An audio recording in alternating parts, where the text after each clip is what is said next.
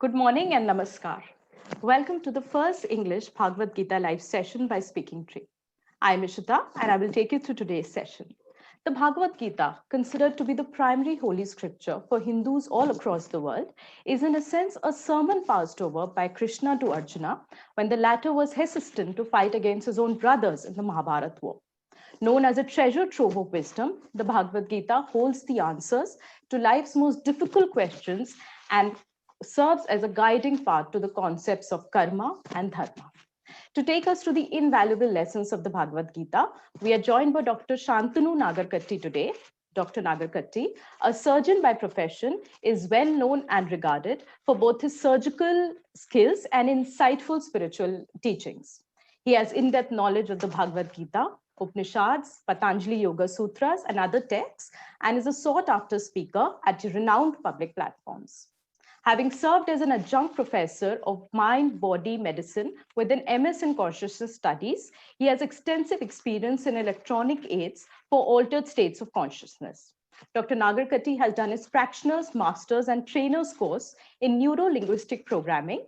He regularly teaches rational emotive behavioral therapy, cognitive behavioral therapy, non-violent communication, and acceptance commitment therapy. Welcome, Dr. Nagarkatti. It's a pleasure to have you on board. And before we start the session, please note that Dr. Nagarkatti will be answering your questions. So please go through the session and post your questions in the comment section below, and we will take them up towards the end of the session. Over to you, Dr. Nagarkatti.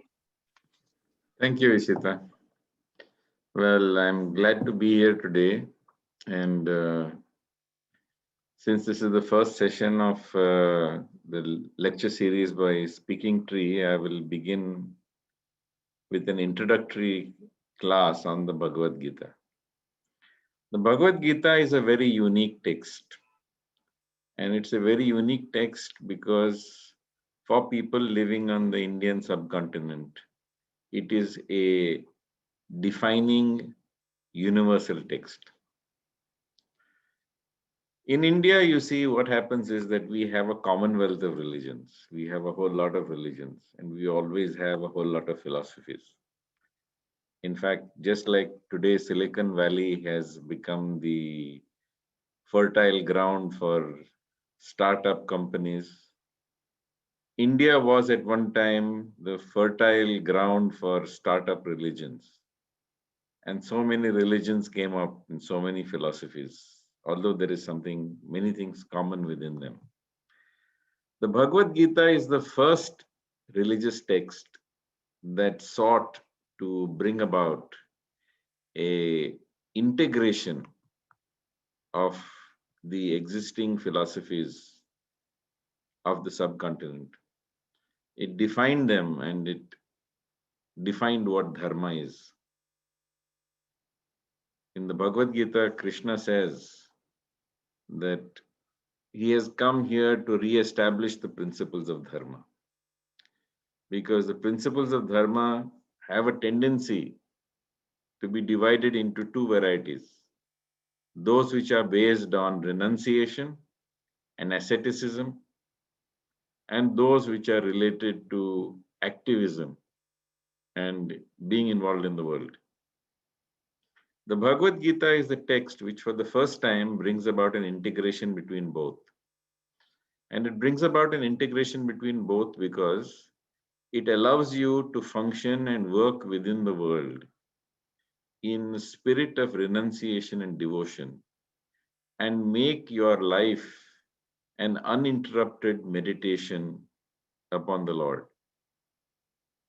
It does not require you to give up your home. It does not require you to give up your family. It does not require you to give up your job or profession. In fact, if you look at the Bhagavad Gita in detail, as we will be doing over a period of time, it considers the path of renunciation to be an inferior option. Sannyasas karma yogascha nihashreyasya karavabhav tayostu karma sannyasat karma yogo vishishyate. Clearly in the Bhagavad Gita, Krishna says that there are two paths that lead to salvation. One is the path of renouncing the world, and one which is the path of working with devotion. And between them, he says, working with devotion is superior.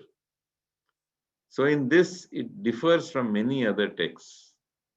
And by putting the position of the householder and emphasizing the importance of dharma, he differentiates the Bhagavad Gita from all the other texts. Whereas many of the other spiritual texts have a focus on moksha, Bhagavad Gita has an emphasis on dharma. Dharma is that which holds everything together. So the world that we see around us is also dependent upon dharma. And when dharma is not practiced, the world as we see around us, the society, the family, all of them go into disintegration.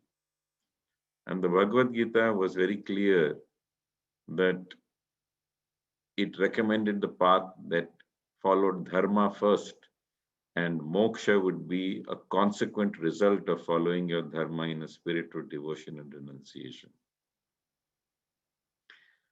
Also, the Bhagavad Gita is unique in the sense that it differentiated atheistic philosophies from theistic philosophies. So the whole idea is that you don't follow a philosophy and become an atheist, but rather you follow theism and you attain salvation. So these are the two most important points I'd like to state before I go further. One is that it is for everybody because it is meant for you to do your duty and work within the world. And the second issue which I pointed out to you is that it is about God. In fact, Bhagavad Gita means song of God. So it is very clear and emphatic in the message that it is giving.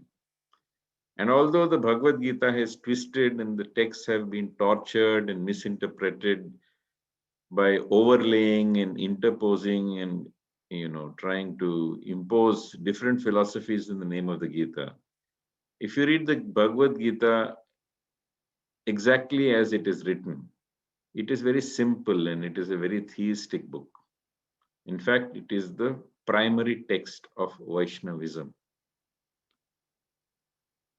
It contains many philosophical ideas that can be studied by other people, no doubt.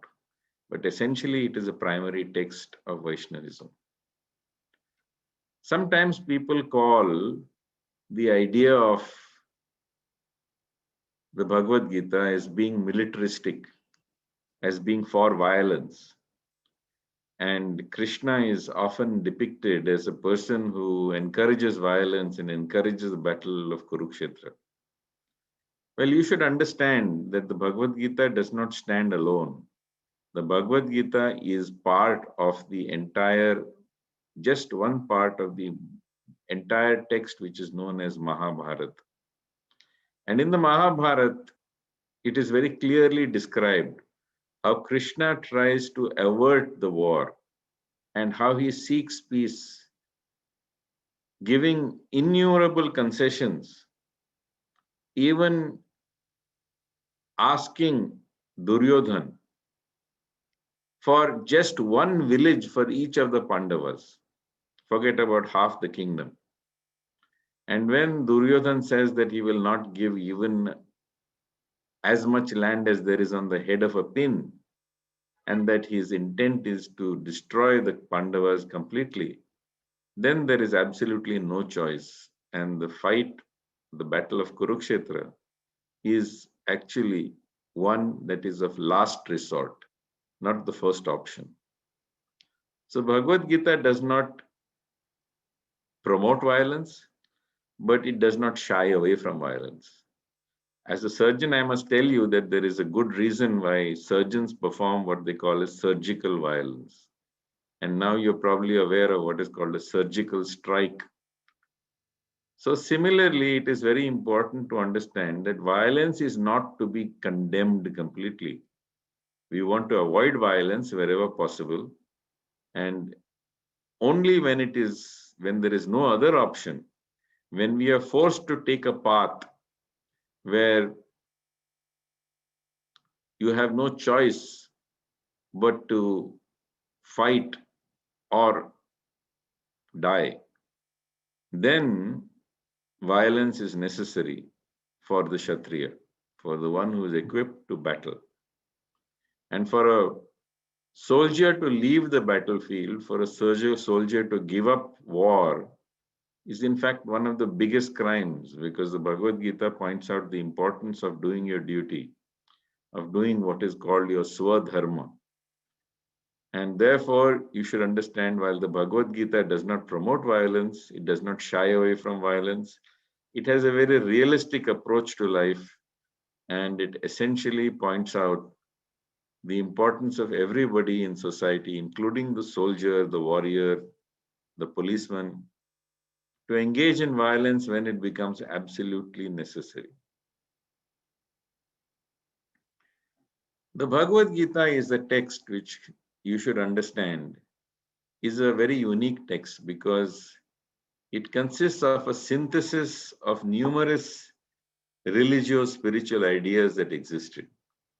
And many of these ideas that were contradictory or opposed to one another were brought about in the Bhagavad Gita to become a synthesis and bring about a union between different philosophies and made them into one holistic synthetic whole. To give you an example, philosophies in those days consisted of those which demanded renunciation and those which demanded that you should work in the world. And those who worked in the world were supposed to keep on working and at the time of death move on to heaven and then to a rebirth in a superior body with greater wealth and more knowledge.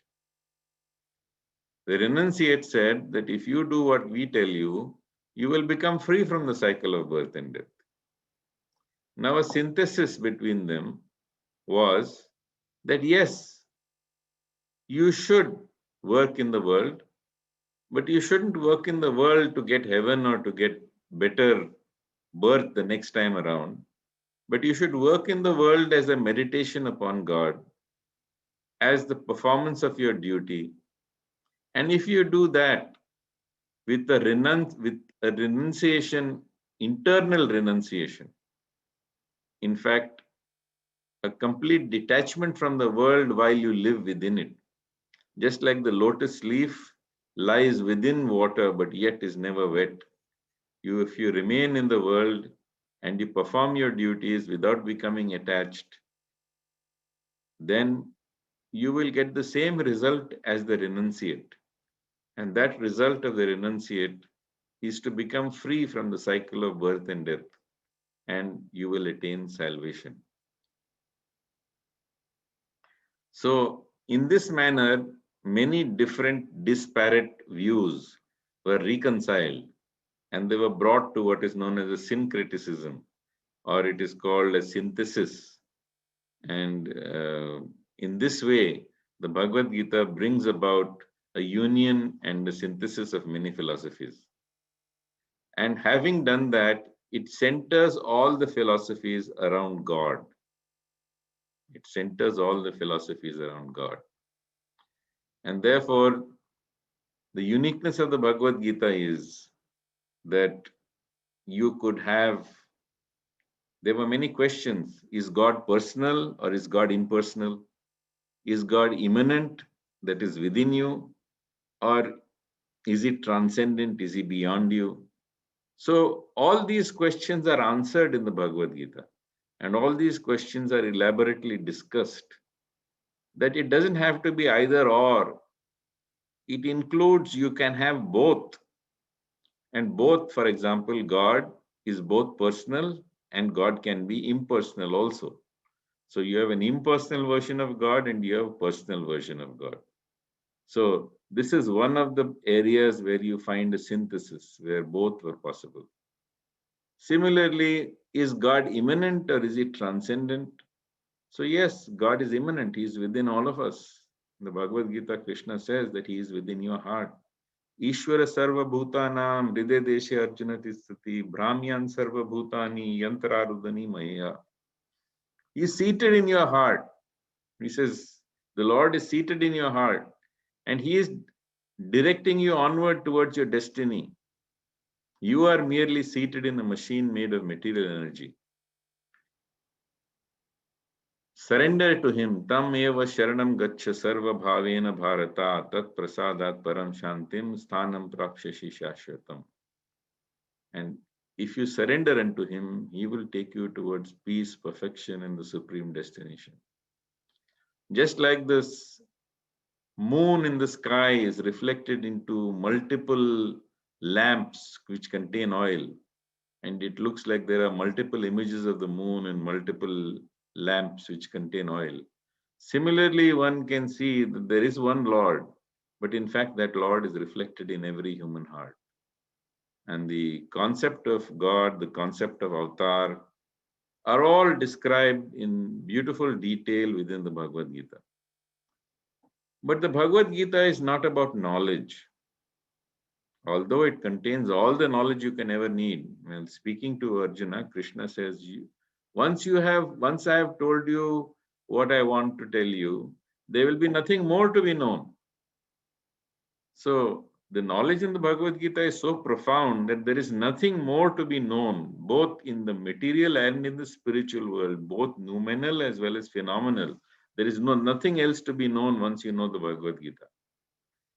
But in addition to knowing this, it's very clear that the Bhagavad Gita is not simply a means to the acquisition of knowledge. The Bhagavad Gita is a means for self-transformation. It is for us because spirituality is not about accumulating knowledge. Spirituality is about divesting yourself of everything, including what we think is knowledge. We need to give up our hopes, our dreams, our illusions, our ideas, our ambitions, our desires, our sense of self. And only when we become free of all these things, and we need to give up rather than to acquire. So don't come to Bhagavad Gita with the idea I'm going to acquire knowledge. Yes, you will acquire a lot of knowledge, more than you will ever imagine, more than I can explain to you. But it's really a self-transformative exercise. Because if you follow the Bhagavad Gita according to the way it has been presented by Krishna, you will find that there will be major changes inside of you. Hopefully, there will be an improvement in your worldly life. You don't have to be worried that Bhagavad Gita will result in your becoming detached from the world and therefore you will become unsuccessful in your business or that you will give up your job or profession. This is not true.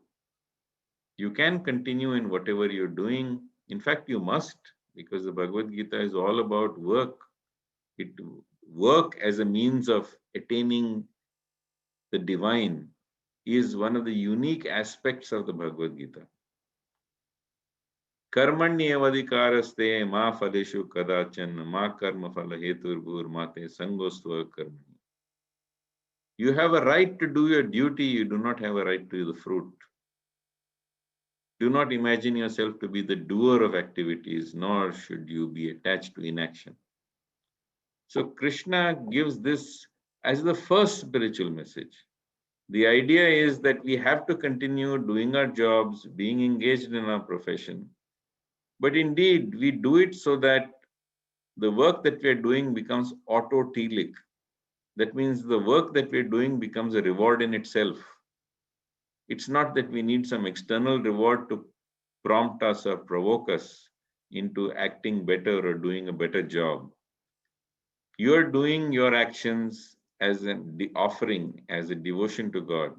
And that in itself will give you such profound spiritual benefits that it will be a truly transformative exercise. So the Bhagavad Gita is about work, and you should not fear that it will lead to your giving up work or wearing orange robes. After all, you can see that I am not dressed in orange robes. nor is my head shaven, though God is doing a reasonable job of that from behind. So the important point I'd like to make here is that Bhagavad Gita is the seminal and the single text that the subcontinent has to offer you.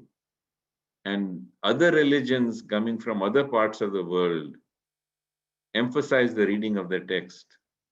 So Christians know their Bible, you have Muslims who know their Quran. But the important question I want to ask is, do you know the Bhagavad Gita?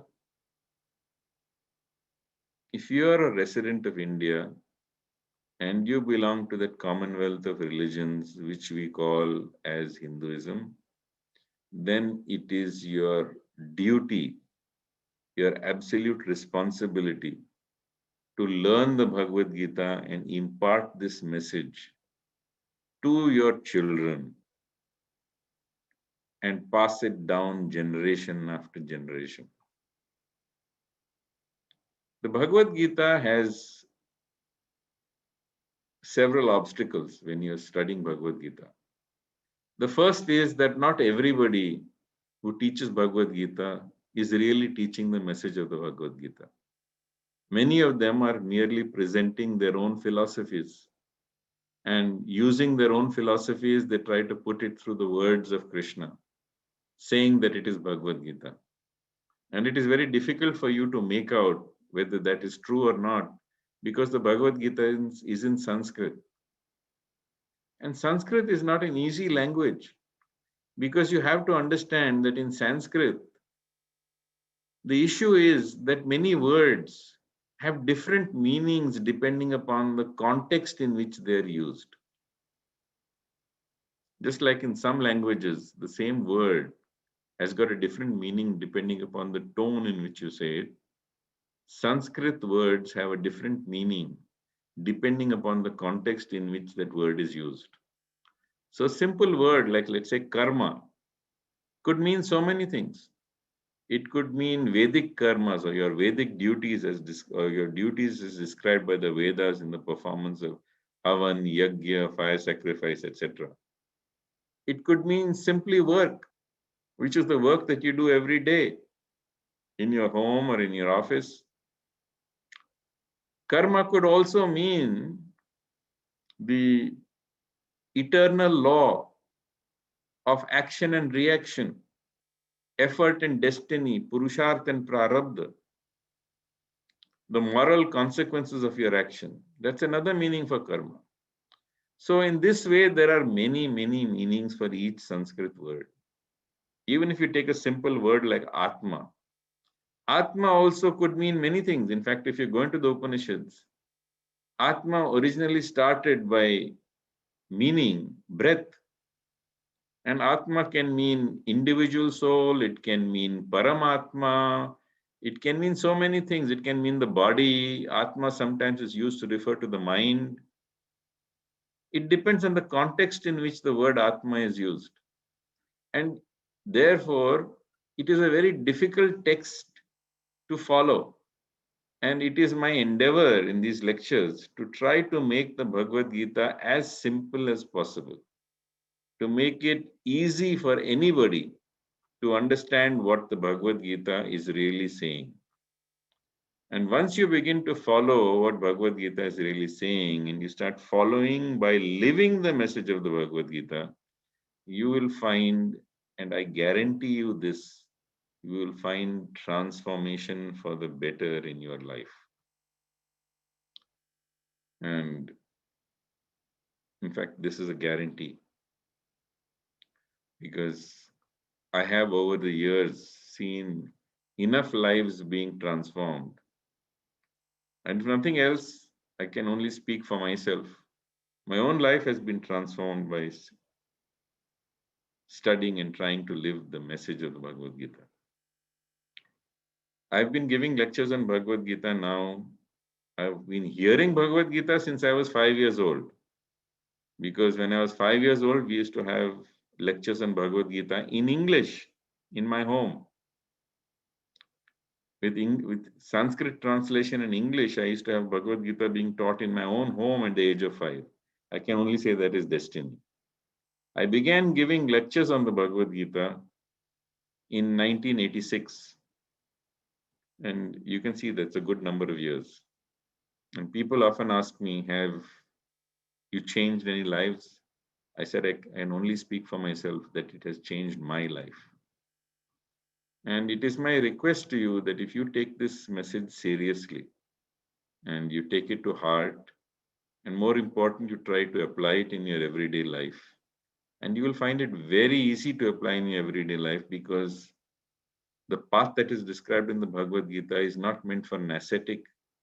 It is not meant for a renunciate. It is not meant for a yogi. You don't have to contort your body into unique postures. It does not require anything extraordinary to perform what you're doing. You just have to keep on doing what you're doing with a different consciousness. And that consciousness is the consciousness of God. It is a consciousness of Krishna. The important thing is that this is an theistic work. It's not an atheistic work. And in fact, the Bhagavad Gita says, Idam na tapaskaya na bhaktaya kadachan. So this message of the Bhagavad Gita should not be given to those who are atheistical. So I do not recommend that people who have an atheistical bent of mind try to attend these lectures and learn from the Bhagavad Gita. You will not. And you may study all the versions of Bhagavad Gita that you want. But if you do not accept that the speaker of the Bhagavad Gita is Lord Krishna, Bhagavan, not just a god of the 33 crore devatas that are there, but he is the supreme Lord. Unless you do that, you will not benefit from the Bhagavad Gita. Because otherwise it will be simply like reading, taking a bottle of honey and looking at the outside to see what are the contents of the bottle of honey and what the label says, but you will never get to taste the honey. Because acceptance of the speaker of the Bhagavad Gita as the Supreme Lord is most important and the primary requisite for studying Bhagavad Gita. Yes, your faith may not be strong, but you should be willing to begin with that faith. Adau Shraddha. So first you start with that faith. And your faith will be strengthened as you go along. In my journey, both internally from a spiritual perspective and also in trying to live the Bhagavad Gita, I have studied many things that do with the human mind. And I have, in fact, tried to look for parallels in neuroscience and the changes that take place within us to understand what happens to you when you engage in following the message and the principles of the Bhagavad Gita. And during my lectures, I will take the opportunity to introduce at different points the connections between neuroscience and the transformations that the Bhagavad Gita brings about.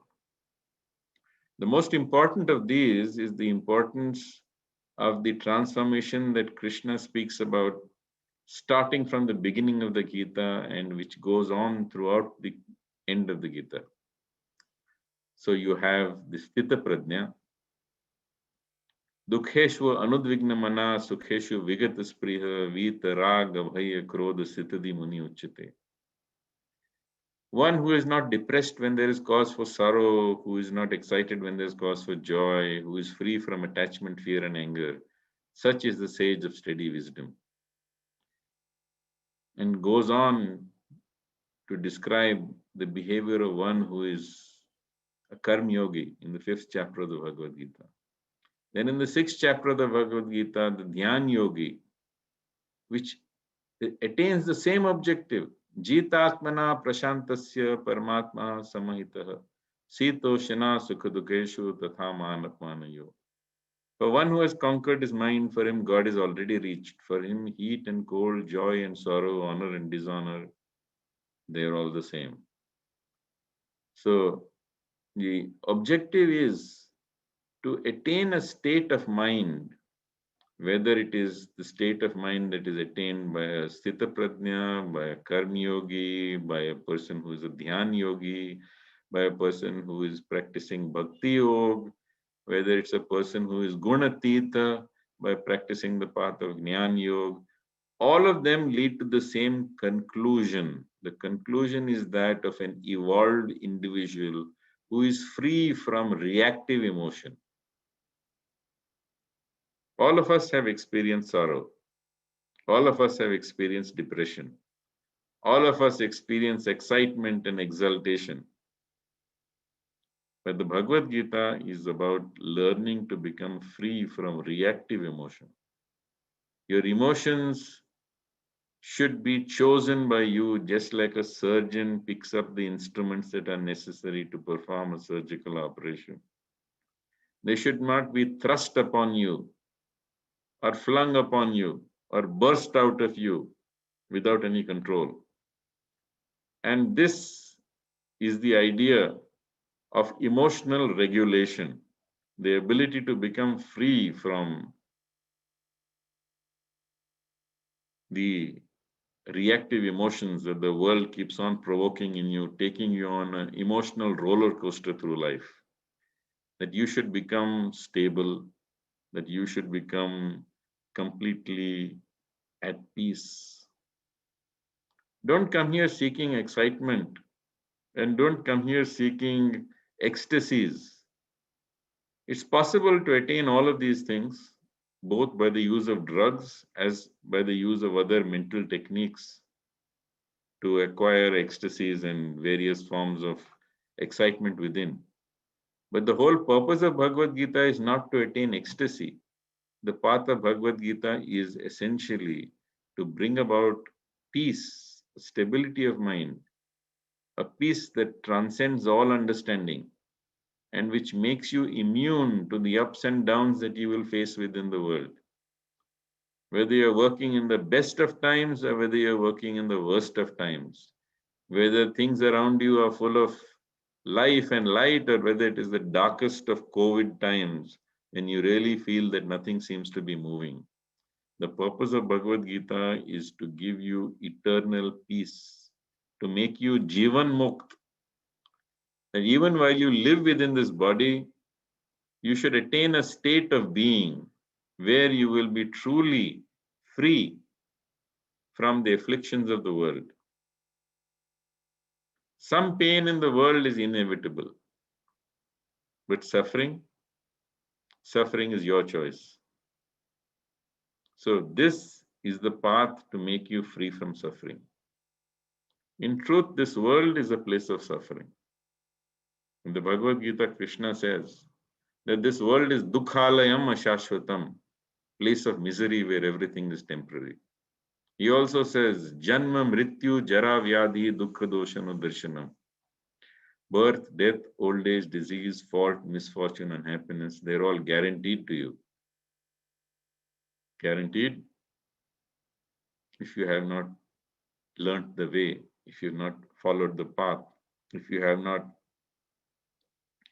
learned to become devoted to God, and if you have not learned to transcend your sense of self, you will learn to transcend your sense of self.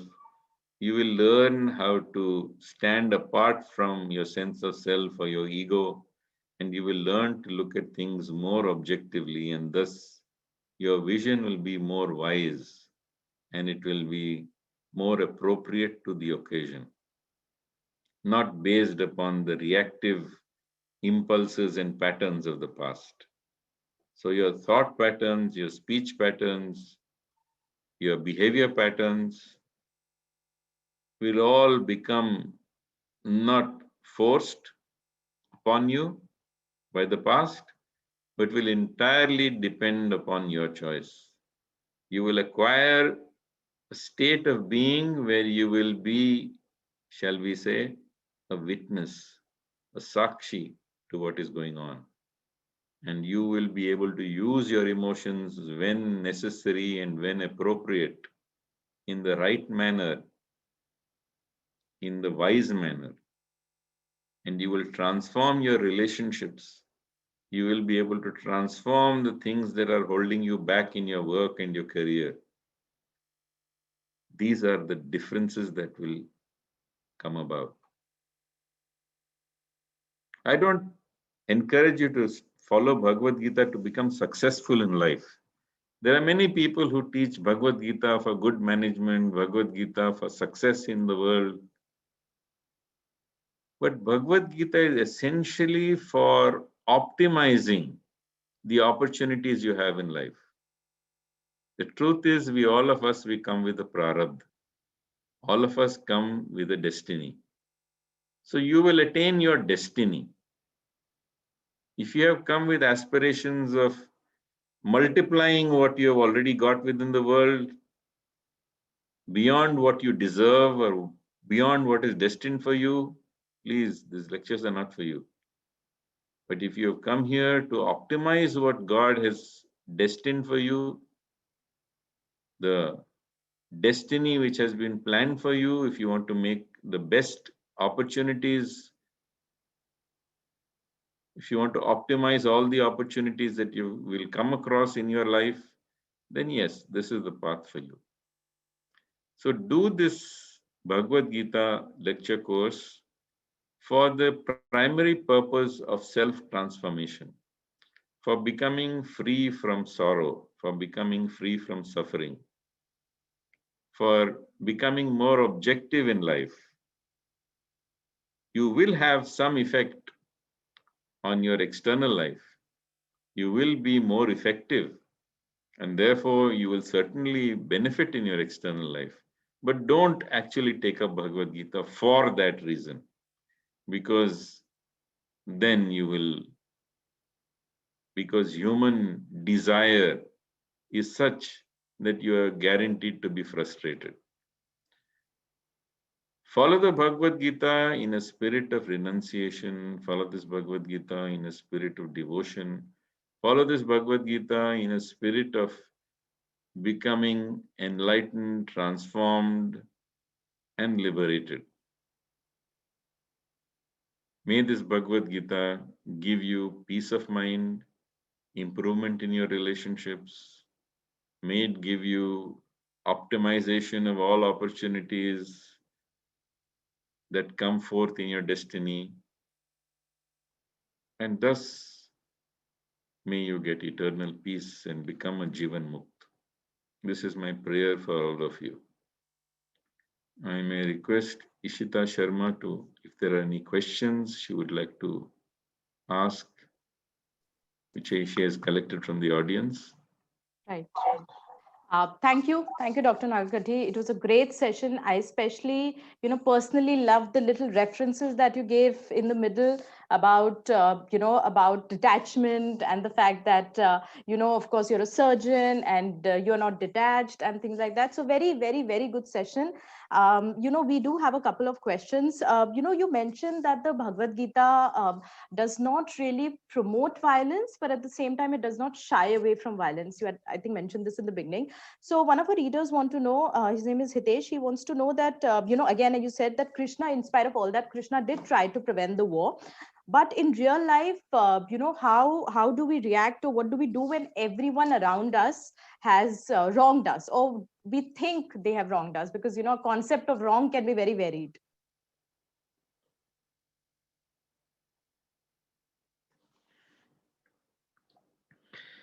So there is one part which I plan to cover. The way I plan to do Bhagavad Gita is that I plan to first give you an overview of the Bhagavad Gita. And after giving you an overview of the Bhagavad Gita, I also intend to cover individual topics like who is God, who am I, why do bad things happen to good people, learning to face death. So when I cover the lecture on why bad things happen to good people, you will get a deeper understanding. Because I understand that when people have been deeply disturbed by misfortune, ill fortune, and they identify someone who is the cause of that ill fortune or misfortune, You identify that someone has hurt you, that someone has wronged you. You cannot answer that question within one sentence or in one. It needs to be explained to you through an explanation of the law of karma and how it works, and how you can actually transcend this suffering which has been caused to you. Yes. So that will be answered in the class on why bad things happen to good people, which I think will totally change his perspective Right. of what life is about. Right. Thank you. We have another question. It says you mentioned, I think you mentioned that you had started listening to the Bhagavad Gita as young as 5. So what is really the right way, not the right age in particular, because, that can be different for, different families, but what is the right way to start inculcating the, teachings and the learnings of the Bhagavad Gita in children through regular activities, through regular conversations in the family? What really is the way to start? Where should be the starting point?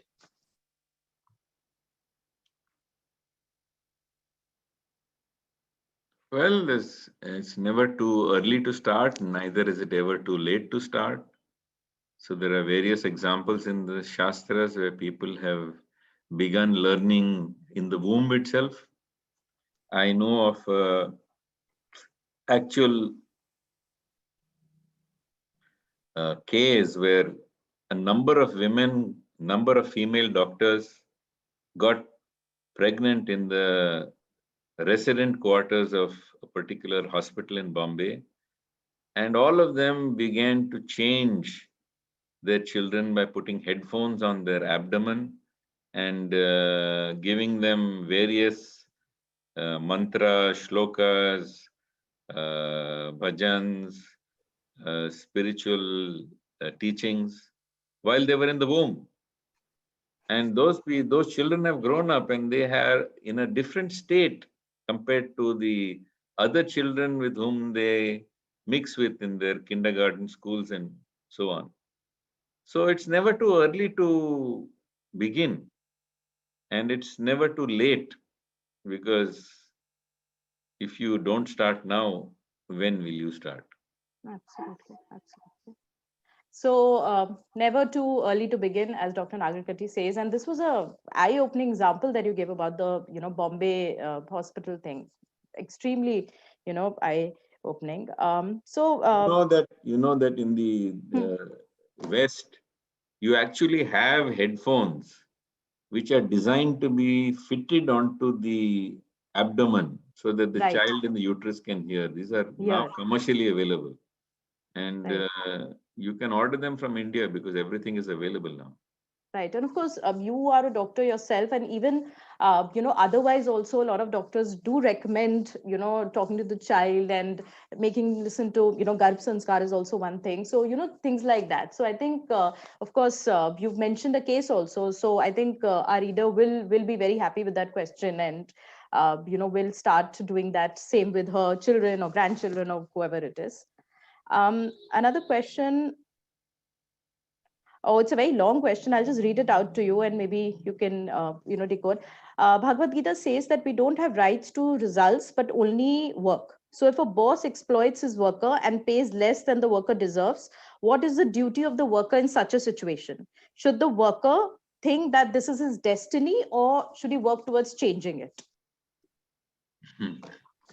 So first thing that everybody needs to understand is that if you are not being exploited, right, then why will anyone employ you?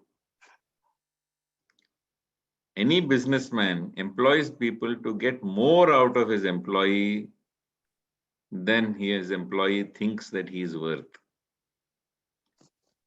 So that in fact ensures your employment. Mhm. As long as you are being exploited in your job, in your position, in your workplace, to that extent, your job is secure. But in fact, if your boss feels he's paying you more than your worth, in his perception, then your job is very insecure.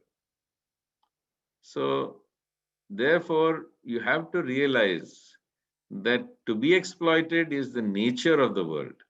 Mhm. And I'm talking about material exploitation. Mhm. So if you're not being exploited, then you better start looking for another job. In fact, there is a story of a disciple who came to a spiritual teacher and told the spiritual teacher that मेरा फायदा उठा रहे हैं.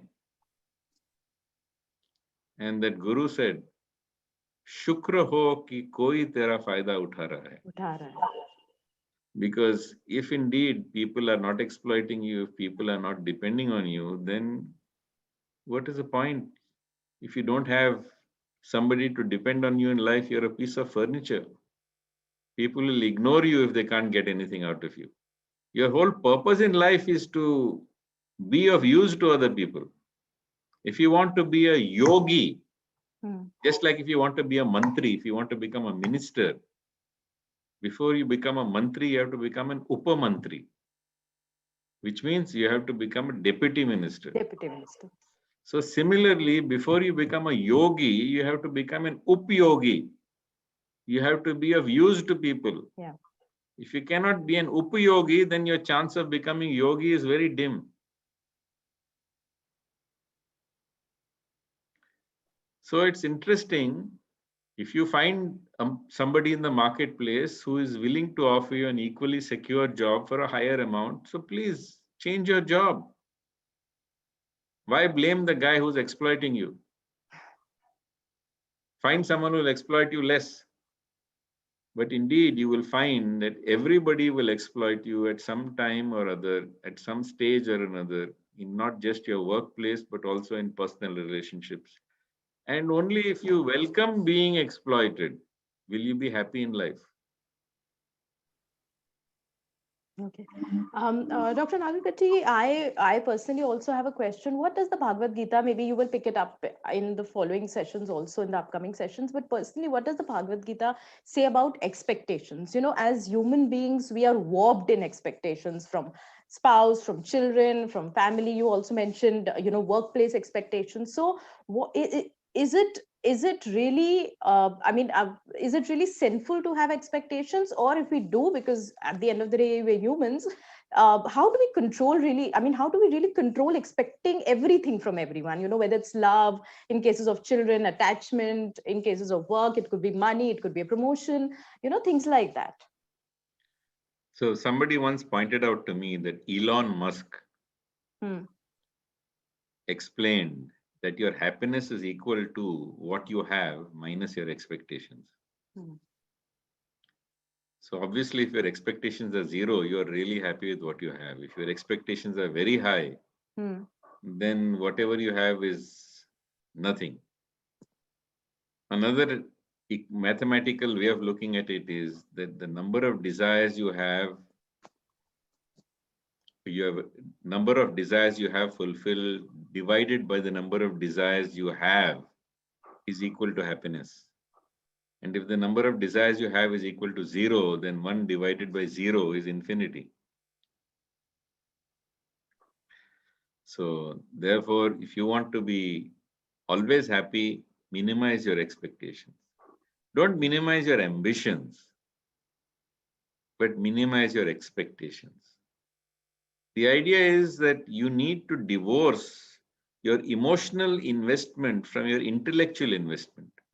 You need to divorce your efforts in the world, which should be directed effectively, from your expectation as to what you will get. If you keep on working with sincerity, if you keep on working in a spirit of devotion, then you will be valued wherever you go. So we should understand that life is not designed to give us what we expect. It is designed to give us what is our fate and our destiny. Right. To give you an example, a bull which has a nose ring, and that nose ring is tied to the ground, can graze around the peg in the ground, or it can stretch the rope. So that is the explanation of prarabdha. We don't want you to graze around the peg. We want you to stretch the rope. But we don't want you to stretch the rope to the extent that you get pain and bleeding from your nose as a result of pulling and tugging on it. So that is stress and distress. Whereas if you gently stretch the rope, that is eustress, which is required for you to excel within the world. So understand, be realistic, be ambitious, of course, but be ambitious within reason. And don't bang your head on a brick wall and cause yourself pain and suffering. Right. Okay. I think we have enough time to probably take a couple of more questions. Ila wants to know that why did Krishna choose only Arjuna to, deliver, to deliver the sermon that we know now as the Bhagavad Gita? You will see that in many spiritual texts, you have people who give sermons and who give discourses. And these are generally given to people who are ascetics, who are renunciates.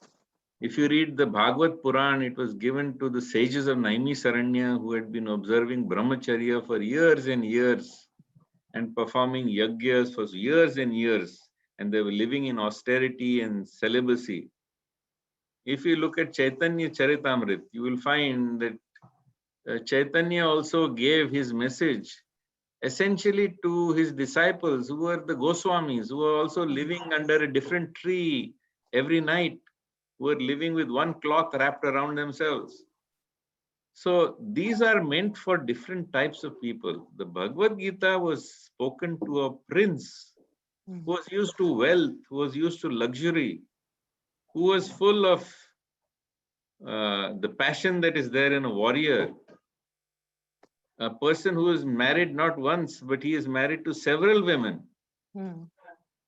So that was the custom in royal times because it helped to extend your royal network. So in such circumstances, he obviously had a lot of things on his plate, just like you do, just like I do. And the point is, how do you handle that without renouncing the world? And he spoke to Arjun because Arjun is the perfect example of a worldly person engaged in worldly pursuits, engaged in fact in a war, and who has become overwhelmed by wrong philosophies, wrong ideas, wrong perceptions, and who is on the state of being in a what we call as a nervous breakdown. Okay. Okay, great. I think we are almost out of time. Dr. Nagarkatti, do you have do you want to say some words, something about the next session, what you took, and then I'll tell the audience when the next session is and when they can look forward. But do you have something to say in terms of what can people look forward to in the next session? I think we'll see how many people are attending. If most of the people are from the Times group itself, then we can. No, we are going live on Facebook right now, so we'll see how many people are attending there, and then we'll make a decision. We may start right from the beginning again, or if there are only people from who have heard me before, then we can simply continue with what we're doing right now. Right. Okay, great. Thank you so much, Dr. Nagarkatti. It was a lovely session. I think, a lot of people are taking home a lot of learnings in the first session itself. So thank you so much. I'd like to remind our audience that the English Bhagavad Gita live session, unlike the Hindi one, will be conducted only once a week, which is Thursday at the same time from 8 to 9 a.m. So we look forward to having you at, on February 18, which is next Thursday from 8 a.m. to 9 a.m. And we had to leave out a couple of questions, but don't worry, Dr. Nagarkatti will be more than happy to answer them offline as well. So, we can mail him the questions and he can, you can mail these questions to Ishita, yes, and then she will forward it to me and I will answer the questions. Sure, you can post them in the comment section. I will collate all of them and I will mail it to you directly. And thank you so much, Dr. Nagarkatti. That's it for today. We are out of time and we look forward to having you again next week. Thank you. Thank you. Namaskar.